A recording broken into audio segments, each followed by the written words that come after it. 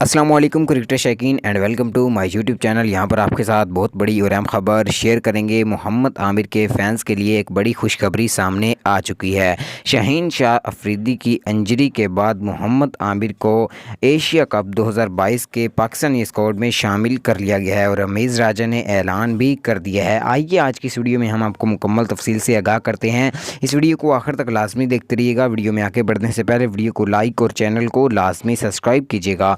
ख़वातीन हज़रात और पाकिस्तानियों, आपको बताते चलूँ कि मोहम्मद आमिर जो कि मैच फिक्सिंग का शिकार होने के बाद काफ़ी ज़्यादा परेशान थे और उनके कैरियर को भी बड़ा ख़तरा था और उनके जो फैंस हैं जो उनकी बॉलिंग्स देखना चाहते थे वो काफ़ी ज़्यादा परेशान थे। उनके लिए ये एक इंतहाई अहम खबर साबित होने वाली है और एशिया कप 2022 के पाकिस्तानी स्क्वाड में मोहम्मद आमिर आपको क्रिकेट के मैदान में उतरते नज़र आएंगे। ये खबर आपको कैसी लगी कमेंट बॉक्स में हमें ज़रूर बताइएगा और मोहम्मद आमिर आपको कैसे लगते हैं ये भी कमेंट बॉक्स में हमें ज़रूर बताइएगा। अल्लाह हाफिज़।